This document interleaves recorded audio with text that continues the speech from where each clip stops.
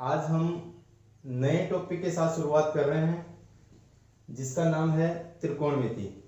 ये मोस्टली लोग बहुत ही मुश्किल टॉपिक मानते हैं, लेकिन ये इतना मुश्किल टॉपिक है नहीं, क्योंकि जब तक हम किसी टॉपिक या किसी चैप्टर के बेस में नहीं जाते हैं, उसके आधार में नहीं जाते हैं, उसकी उत्पत्ति कहाँ से हुई वहां तक नहीं पहुंच पाते हैं, तब वो टॉपिक हमारे लिए मुश्किल बन जाता है। लेकिन हम आज को बेस से शुरुआत करते हैं, इसकी उत्पत्ति कहाँ से हुई थी, कैसे इस त्रिकोणमिति का जन्म हुआ। यदि वहां तक पहुंच गए तो हम कोई भी टॉपिक को सरल बना सकते हैं। तो इसकी बात करें त्रिकोणमिति के, तो त्रिकोणमिति देखो आपके सामने है, तीन शब्दों से मिलकर बना हुआ है। तीन शब्द इसमें देखो, त्रि, कोण और मिति। त्रि का अर्थ होता है तीन, कोण का मतलब कोण और मिति का मतलब संरचना। तो ऐसी गणित की ऐसी शाखा जिसमें तीन कोण वाली संरचना का अध्ययन किया जाता है, त्रिकोणमिति कहलाती है। अब तीन कोण वाली संरचना कौन सी है, आप सबको पता है, त्रिभुज। अब त्रिभुज भी बहुत सारे प्रकार के होते हैं, अधिक कोण भी होता है, न्यून कोण भी होता है, समकोण भी होता है। भुजाओं के आधार पर देखें तो समबाहु त्रिभुज, विषमबाहु त्रिभुज और समद्विबाहु त्रिभुज। लेकिन हम यहाँ केवल समकोण त्रिभुज की बात करेंगे, क्योंकि इसमें 10th लेवल तक की बात करें तो केवल समकोण त्रिभुज पे अध्ययन किया जाता है। बाकी अधिक कोण पे भी, न्यून कोण पे भी इसमें त्रिकोणमिति भी अध्ययन किया जाता है, लेकिन 10th लेवल पे केवल समकोण त्रिभुज पे बात करेंगे। तो समकोण त्रिभुज में देखो क्या किया, जब इसकी उत्पत्ति उससे पहले कहीं ना कहीं से कोई ना कोई बात निकल के आती है, तभी कोई चीज की नई चीज की उत्पत्ति होती है। उन्होंने क्या किया, बहुत सारे ट्राइंगल लिए, बहुत सारे त्रिभुज लिए, अलग अलग आकृति के लिए समकोण त्रिभुज सारे। आप देख रहे हो तीनों समकोण त्रिभुज हैं, एक कोण 90 डिग्री है। किसी त्रिभुज का जब एक कोण 90 डिग्री होता है तो उसको समकोण त्रिभुज बोलते हैं। तीनों के तीनों समकोण त्रिभुज है, और उनके जो ये कोण है ना, ये अलग अलग,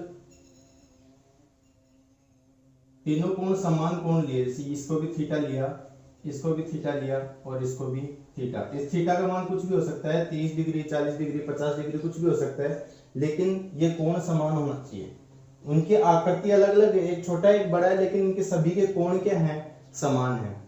और वहां से उन्होंने क्या किया, इन भुजाओं का अनुपात निकाल के देखा। जैसे मैं ले रहा हूं 3, 4, 5, यहां से 6, 8, 10, इनका अनुपात देखो। इन दोनों भुजाओं का अनुपात कितना आया, 4:3। इन दोनों भुजाओं का अनुपात 8:6। जब इसको सरल करोगे तो इसका भी अनुपात कितना हो जाएगा, 4:3। ऐसे और भी बहुत सारे त्रिभुज लिए, उनका अनुपात निकाल के देखा कितना आया, 4:3। वैसे ही इन दोनों का अनुपात भी हमेशा समान रहेगा। कब, जब ये कोण समान रहेगा। जब ये कोण समान रहेगा तो प्रत्येक भुजाओं का जो अनुपात है ना, वो समान रहेगा, चाहे आकृति बड़ी हो चाहे आकृति छोटी हो, उससे कोई फर्क नहीं पड़ता। फर्क किससे पड़ता है, केवल इस कोण से। तो उन्होंने क्या किया, जो अनुपात समान आ रहा था तो उन्होंने सोचा कि बार बार अनुपात वही आ रहा है, तो क्यों ना हम इस अनुपात को एक नया नाम दे दें। अब इस अनुपात को नया नाम क्या देने वाले हैं, वो ही बात कर रहे हैं। इसमें देखो 6 अनुपात हो सकते हैं। ये इस भुजा का इस भुजा का अनुपात 1 हो गया, इस भुजा का और इस भुजा का अनुपात 2 हो गया, इस भुजा का और इस भुजा का अनुपात 3 हो गया। ऐसे उल्टे करेंगे तो इस भुजा का अनुपात 4, ऐसे करके 6 अनुपात होते हैं। तो इनका क्या क्या नाम दिया जाए, इससे पहले आपको जान लेना चाहिए कि ये तीन भुजाएं, इनका पर्टिकुलर नाम दिया गया समकोण त्रिभुज में। अदर त्रिभुज की बात नहीं कर रहा हूं मैं, केवल समकोण त्रिभुज की बात कर रहा हूं। तो इन भुजाओं को पर्टिकुलर नाम दिया गया है। जिसे इस 90 डिग्री के सामने वाली भुजा को इसको बोलते हैं कर्ण।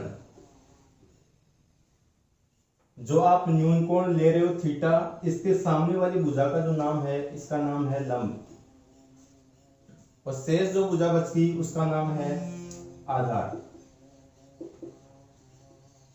तो हम क्या करेंगे, इन प्रत्येक तीन भुजाओं में से प्रत्येक 2-2 का अनुपात लेंगे और उसको नया नाम देंगे। उसका नाम क्या हो सकता है।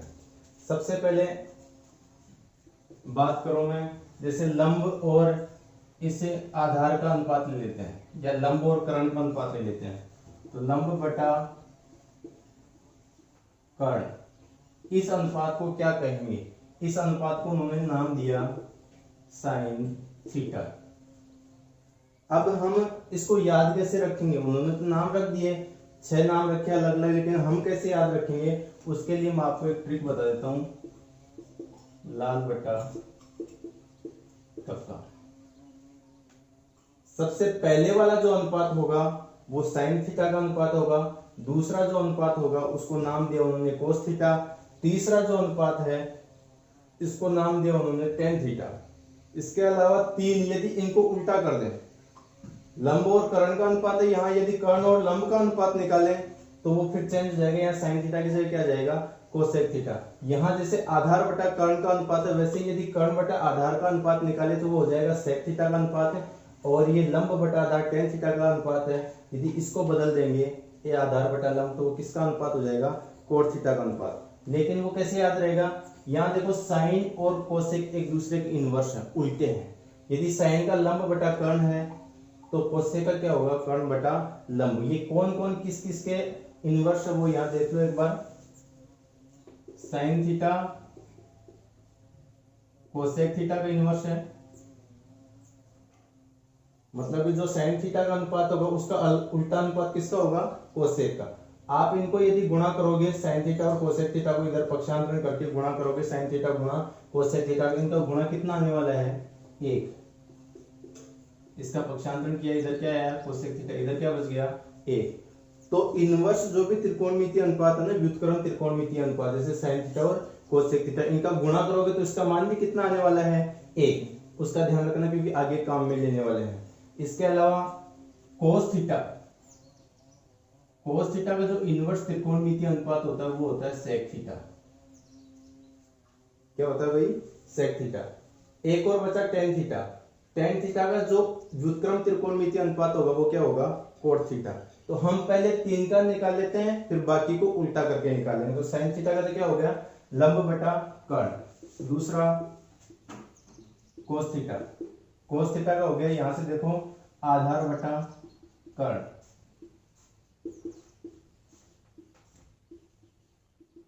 तीसरा है टेन थीटा।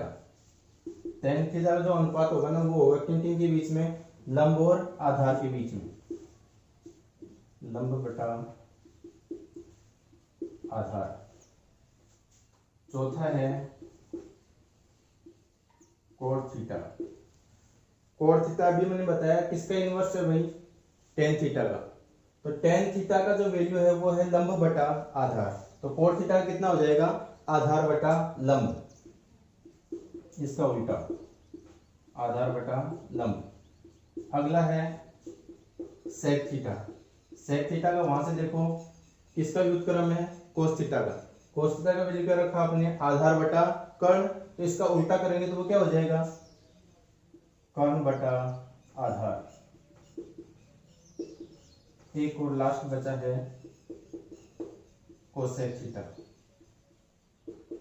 कोसेक थीटा की बात करें तो वो किसका व्युत्क्रम है, साइन थीटा का। और साइन थीटा का जो अनुपात था वो था लंब और कर्ण के मध्य। तो इसका होगा वो किसके मध्य हो जाएगा, कर्ण और लंब के मध्य। तो कर्ण बटा लंब। अब आप कहोगे कि सर 6 क्यों लिए,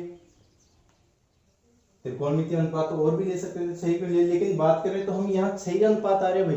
देखो लंब और आधार, इसका उल्टा कर लो, आधार और लंब 2 अनुपात। फिर लंब और कर्ण, इसका उल्टा कर लो, कर्ण और लंब 4 अनुपात। फिर कर्ण और आधार, इसका उल्टा करेंगे तो आधार और कर्ण, कितने अनुपात हुए टोटल, 6।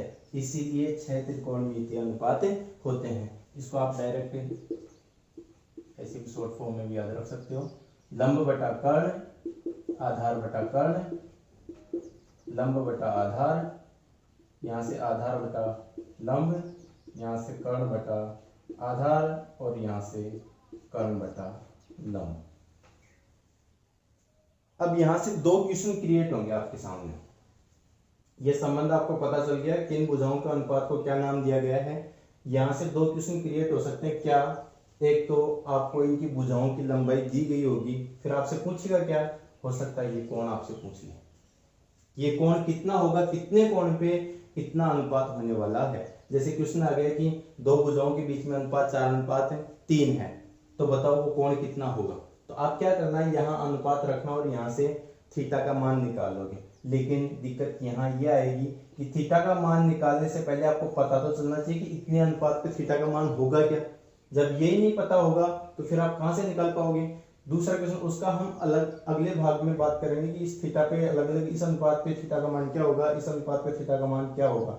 अभी हम बता रहे हैं कि क्वेश्चन कौन कौन से बन सकते हैं। इसका एक पूरा चैप्टर है अलग से, ऊंचाई और दूरी के नाम से, जिसको हम अलग से पढ़ेंगे। लेकिन क्वेश्चन क्या बन सकते हैं वो बता रहा हूँ। सबसे पहले बताया कि आपको यहाँ से भुजाओं की लंबाई देखिए, क्या पूछ सकता है आपसे, कोण। दूसरा, यहां से एक कोण दे दे और एक भुजा दे दे, तो फिर क्या बची, एक भुजा बचेगी आपके पास। जैसे तीन चीजें हो गई, थीटा, लंब और कर्ण। या तो दोनों चीज देके आपसे थीटा पूछ लिया, थीटा और एक भुजा दे देगा तो फिर दूसरी भुजा आपसे पूछेगा। ऐसे करके आपके पास दो क्वेश्चन बनने वाले हैं, जिसका एक पूरा चैप्टर है।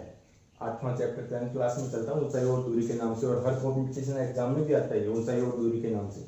उसको हम अलग से पढ़ लेंगे। फिलहाल इस भाग में इतना ही पढ़ने वाले हैं। अगले भाग में हम अलग अलग अनुपात पे थीटा का मान क्या क्या हो सकता है, या थीटा के इस मान पे पर्टिकुलर किसी मान पे अनुपात क्या क्या हो सकता है, उसके बारे में एक सारणी बना के अध्ययन करने वाले हैं।